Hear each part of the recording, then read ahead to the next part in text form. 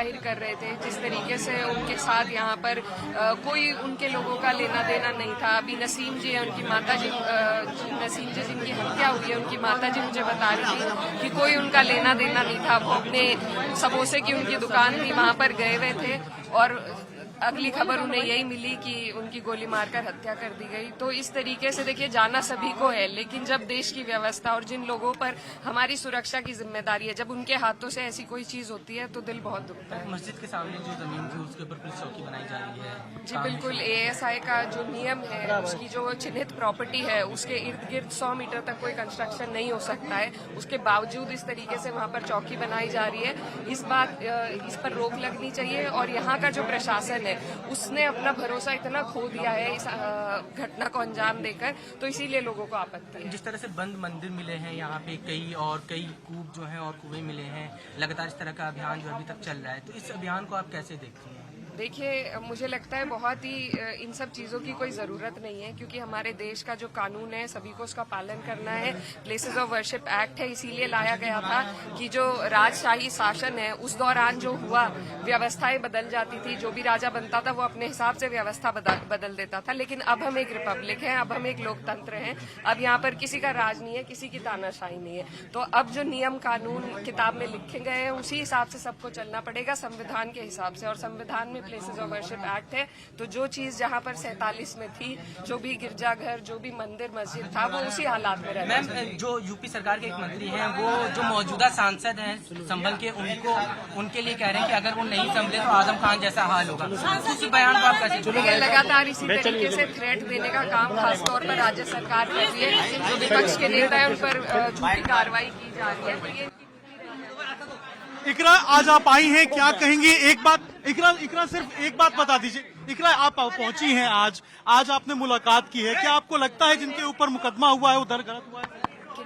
जिनके खिलाफ मुकदमा हुआ है जो आज? देखिए, जो मुझे यहाँ जानकारी मिली है आकर, तो यहाँ पर प्रशासन पर कोई कार्रवाई नहीं हुई है। यहाँ पर जो लोग पीड़ित हैं, जो लोग वहाँ पर मौजूद थे, उन्हीं पर कार्रवाई की जा रही है। हमारी मांग है कि जो लोग यहाँ पर उस वक्त प्रशासन के लोग मौजूद थे, उन पर भी एक इंडिपेंडेंट इंक्वायरी हो कि उनके होते हुए ऐसा क्यों हुआ, ऐसी गोलियां क्यों चली। वीडियोज भी आई हुई है, लेकिन कोई कार्रवाई अब तक नहीं हुई। सांसद जियाउर रहमान के खिलाफ भी बिजली चोरी का मुकदमा है। इसके साथ साथ आरोप लग रहा है कि उन्होंने दंगा भड़काया और हिंसा हो गई। देखिए, लगातार प्रताड़ित किया जा रहा है उनको। वो हमारे साथ अभी जब पार्लियामेंट का सेशन चल रहा था वहां पर मौजूद थे, और उसके बाद से उन पर लगातार कभी बिजली चोरी का, कभी किसी और तरीके का, ये जो सरकार है भाजपा की, इनकी यही नीति रही है कि विपक्ष के जो भी लोग हैं उन पर झूठे मुकदमे लगाकर उनकी आवाज को रोका जाए। तो ये उसी के तहत है। 2 करोड़ का एक दिन में तो मुकदमा नहीं बन सकता। इतने दिन से क्यों नहीं उन पर तहकीकात की गई? अगर ऐसा कुछ सच्चाई थी तो हमें लगता है ये सब बिल्कुल झूठ है, बेबुनियाद है, और सिर्फ यहाँ की आवाज को रोकने के लिए, पार्टी को परेशान करने के लिए, पार्टी के लोगों को प्रताड़ित करने के लिए ये सब किया जा रहा है। कुछ लोग कह रहे हैं कि आप 40 दिन से नहीं आई, 24 नवंबर को हिंसा हुआ, उसके बाद आज सांसद जी पहुंचे हैं यहाँ पे। जी, हम लोग 2 बार प्रयास कर चुके हैं, हमें रोका गया था। आज भी हम बड़ी मुश्किल से गाड़ियां बदल कर यहाँ पर पहुंचे हैं। तो लगातार यहाँ पर ऐसा एक वो बनाया जा रहा था कि कोई नहीं जा सकता है, लेकिन उसके बावजूद यह आज हमारी तीसरी कोशिश है और हम लोग यहाँ पर पहुंचे हैं। तो ऐसा नहीं है, लगातार हम संभल के दर्द को, पीड़ा को अपने दिल में लिए हैं। हमने संसद में उठाई है सारी बातें, और जो भी हम कर सकते थे करने का पूरा प्रयास कर रहे हैं। और हम यहाँ के जो पीड़ित हैं उनके साथ है, और लगातार इंक्वायरी की मांग। आखिरी सवाल है, जो शाही जामा मस्जिद है उसके सामने पुलिस चौकी बन रही है, इसके अलावा कुछ लोग उस जमीन के ऊपर दावा भी कर रहे हैं, क्या कहेंगी आप जो शाही जामा मस्जिद के सामने चौकी बन रही है? देखिए, जहाँ तक मेरे जानकारी में मामला आया है, यहाँ पर एएसआई का भी इन्वॉल्वमेंट है, और जो प्रॉपर्टी एएसआई मार्क कर देता है, चिन्हित कर देता है, उसके इर्द गिर्द 100 मीटर तक कंस्ट्रक्शन अलाउड नहीं है।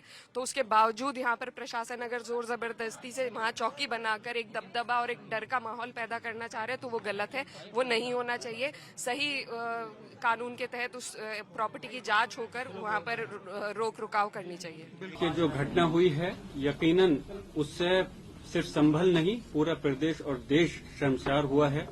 जो इस प्रकार की घटना यहाँ संभल में अंजाम दी गई है, और ये हकीकत है कि संभल अति संवेदनशील जगह रही है, और यहाँ पर पहले जरूर आपस में लोगों का इख्तलाफ था, झगड़े थे, लेकिन ये भी एक हकीकत है कि 29 साल से यहाँ पे कोई हिंदू मुसलमान का कोई फसाद नहीं हुआ। लोग सुकून से रह रहे हैं। इस सुकून को आग लगाई गई है, और ये भी सच है, हमारे 5 लोगों की जान ली गई है। हमने उसकी आवाज को हमारे नेता माननीय राष्ट्रीय अध्यक्ष अखिलेश यादव जी और पूरी पार्टी ने, हमने संसद के अंदर दोनों सदनों में हमारे प्रोफेसर रामगोपाल यादव जी ने, सब लोगों ने मिलकर के माननीय सांसद जी ने उठाया, और विधानसभा के अंदर जो अभी आपके सामने हमारे माननीय विपक्ष के नेता माते प्रसाद पांडे जी और अभी विधान परिषद के हमारे नेताजी बोल रहे थे, पूरी मजबूती से संभल के लोगों की हक की आवाज के लिए उठाने का काम किया। हम लोग सिर्फ यह चाहते हैं, अफसोस इस बात का है कि हमारी लोगों की हत्या हुई और हमारे लोग ही के खिलाफ मुकदमा दर्ज किया गया। ये कैसा इंसाफ है? लेकिन हम संविधान पर यकीन करते हैं और इस संविधान को मानते हैं और हमारा न्यायालय पर पूरा भरोसा कायम है।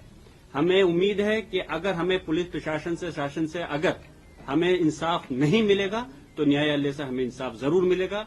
उसकी लड़ाई हमने संसद के अंदर और विधानसभा में मजबूती से लड़ी है और इंशाल्लाह हम पूरी कोशिश करते हैं कि उसका भले ही खामियाजा मुझे भी भुगतना पड़ा कि मेरे खिलाफ भी मुकदमा, मेरे वालिद साहब के खिलाफ मुकदमा, हमारे विधायक जी उनके बेटे के खिलाफ मुकदमा लिखना, एक ये चीज जाहिर करता है कि पुलिस और प्रशासन अपनी जो नाकामी है या जो करतूत है उसको छुपाने के लिए इस प्रकार की ये चीजें करी गई हैं। और हम चाहते हैं कि हमारे लोगों को इंसाफ मिलना चाहिए, वो भी इस देश के नागरिक हैं।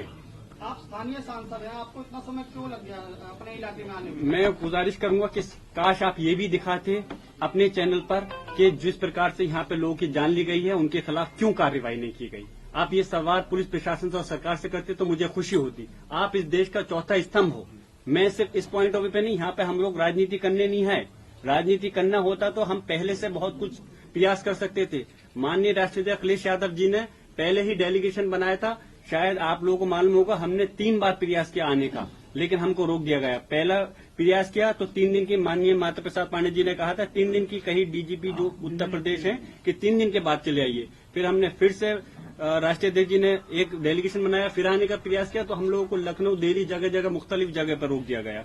हम लगातार प्रयास कर रहे थे आने का, लेकिन अफसोस है मैं यहाँ का सांसद हूँ। यहाँ का सांसद होने के साथ साथ मैं यहाँ का निवासी भी हूँ। मुझे भी आने के लिए क्यों रोका गया? मैं अपने लोगों के दुख में, दर्द में शरीक होना चाहता था, मैं उनके गम में शरीक होना चाहता था, उनकी परेशानी को समझ कर करके मैं चाहता था उनको इंसाफ मिल सके, लेकिन अफसोस है यहाँ आने नहीं दिया गया। लेकिन खैर कोई बात नहीं, आज हम हाजिर हुए हैं और हम और हमारी पूरी पार्टी चाहती है कि संभल के लोगों को इंसाफ मिलना चाहिए। जो उनके साथ ज्यादती हुई है, जो जुल्म हुआ है, उसके खिलाफ आवाज उठनी चाहिए। जिया, जब पुलिस ये कह रही हो कि खुद ही आपस में मर गए लोग, गोली मार दी आपस में, आपको क्या लग रहा है कि वाकई? अफसोस है कि पुलिस की तरफ से ऐसी इस प्रकार की बातें आना जिसका कि औचित्य कोई मतलब नहीं बनता। मैं आपसे पूछ रहा हूँ, अगर इस बात को आप लोग सच मान सकते हैं तो मैं ठीक है, इस बात को भी सच मान लूंगा कि लोगों की आपस की गोली से मृत्यु हुई। अगर मैं कहूं कि पुलिस के 2 थानों के बीच में आपस में लड़ाई चल रही थी किसी चीज को लेकर के, उनकी गोली हमारे लोगों को लग गई, तो अगर आप इसको सच मान सकते हैं तो उसको भी मान लीजिए। कोई औचित्य नहीं, जिसका हाथ पांव नहीं, इस प्रकार की अनावश्यक बात करना। और ऐसी पुलिस प्रशासन, बहुत अफसोस की बात है। और मैं कह रहा हूं, मुझे ये बताइए कि पुलिस प्रशासन ने यहाँ पर हमारे लोगों के हाथ में पत्थर तो दिखाए कि जो पत्थर चला रहे हैं, क्या एक भी व्यक्ति के हाथ में ये दिखाया किसी के हाथ में कोई असला था? कोई वीडियो दिखाई? उनके तो ड्रोन कैमरे भी चल रहे थे, क्योंकि हमारे लोगों ने कोई तैयारी नहीं थी, सिर्फ वो वहां पर गए थे इसलिए कि क्यों दोबारा से सर्वे किया जा रहा है, इस चीज को जानना चाहते थे। उसके एवज में उनको पता नहीं था कि इस प्रकार का हमला उन लोगों के ऊपर, जो निहत्थे लोग वहां गए थे, ऐसी कार्रवाई हो जाएगी और हमारे 5 लोगों की जान ले ली जाएगी। जान तो सिर्फ 5 लोगों की गई है, लेकिन घायल 2 दर्जन से ज्यादा लोग घायल है जिनके ऊपर वो हुआ है। अफसोस है कि जैसे अभी हमारे लाल बिहारी साहब, हमारे नेता प्रतिपक्ष विधान परिषद ने कहा कि उन्हीं के गोली लगी और कोई मुकदमा अभी तक नहीं। कैसे हम लोग कह रहे हैं, जो लोग मुलजिम हैं, जिनके हम उंगली उठा रहे हैं कि उन्होंने गोली चलाई है, हम कैसे उम्मीद करें कि हमें इंसाफ मिलेगा? लेकिन हम फिर से मैं कहता हूं, हमें इस देश के संविधान पर, न्यायालयों पर भरोसा है, हमें उम्मीद है कोर्ट से इंसाफ हमें जरूर मिलेगा। यहाँ पर जो FIR है उनको लेकर क्या कहेंगे? बिजली चोरी की भी FIR है, हिंसा को लेकर भी FIR है। कल को ये भी कह सकते हैं कि पुलिस का डंडा खो गया तो उन्होंने सांसद जी ने चुरा लिया। कल को ये भी कह सकते हैं कि क्या कहते हैं, मीडिया का कोई कैमरा चोरी हो गया तो सांसद जी ने चुरा लिया। इन लोगों से कोई भी, ये सिर्फ और सिर्फ इस प्रकार के जो काम कर रहे हैं, अपनी नाकामी को छुपाने के लिए इस टाइप की चीजों कर रहे हैं। अफसोस है, मैं पूछना चाहता हूं, मैं यहाँ का नागरिक होने के साथ सांसद हूँ, इस जनता का प्रतिनिधि हूँ। अगर जनता ने मुझे चुन करके भेजा है, अगर मैं उन पर हो रहे जुल्म की आवाज मैं नहीं उठाऊंगा तो कौन उठाएगा? मेरा मकसद ये नहीं है कि सिर्फ मेरे लोगों पर जुल्म हो और मैं उनसे पुलिस प्रशासन से सौदा कर करके मैं खामोश बैठ जाऊं। मेरा फर्ज बनता है, लोगों ने मुझे जो वोट दिया है इसलिए दिया है कि मैं उनके गम में दुख में शरीक हो सकूं, उनके ऊपर हो रही परेशानियों के लिए आगे उनकी मदद कर सकूं। उसी के तहत मैंने अपनी आवाज को बुलंद किया। उस आवाज को दबाने के लिए पुलिस प्रशासन ने इस काम किया। मेरे खिलाफ झूठे मुकदमे लिखे, जैसे माननीय अभी हमारे राष्ट्रीय अध्यक्ष जी ने भी इस बात को कहा है, अखिलेश यादव जी ने, कि जब मैं वहां मौजूद नहीं था तो कैसे ये घटना घट गई और कैसे मेरे पर मुकदमा लिख गया। आपसे मैं मीडिया वालों के माध्यम से कहना चाहता हूं कि अगर मेरी मानसिकता ये होती, मेरी सोच होती कि मैं इस प्रदेश का संभल के उसमें आग लगाना चाहता हूं, तो पहले से तो ताकत में हम दादा मोहतरम के टाइम से सबसे रहे। 29 साल से क्यों यहाँ पर दंगा फसाद नहीं हुआ?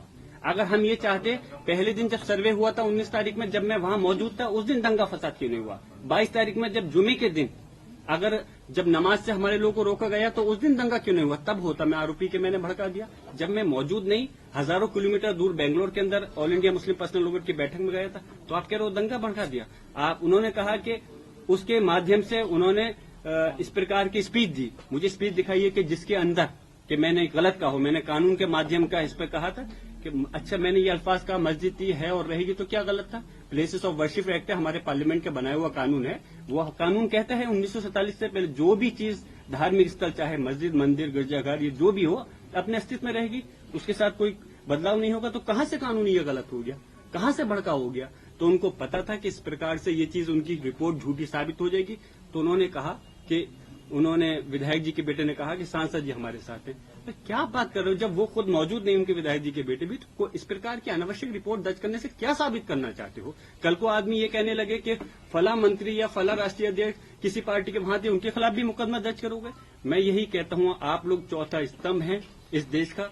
लोग विश्वास आप मीडिया पे अभी करते हैं, लेकिन जिस प्रकार की कुछ रिपोर्ट है, कुछ गिनती के चैनलों ने संभल की जनता को बदनाम कर करके उनको विलन बनाया और सिर्फ और सिर्फ पुलिस प्रशासन को हीरो बनाने का काम किया। ये गलत है।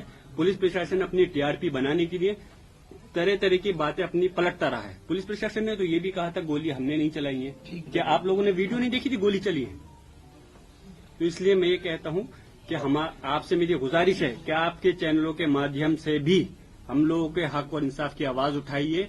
आप भी ये मत सोचिए सिर्फ मीडिया के लोग हैं, आप भी नागरिक हैं, आप भी किसी न किसी परिवार से जुड़े हुए हैं। और मीडिया के लोगों के साथ में कितनी ज्यादती हुई है, राष्ट्रीय अध्यक्ष जी ने कहा, आप लोग भी तो वाकिफ हैं।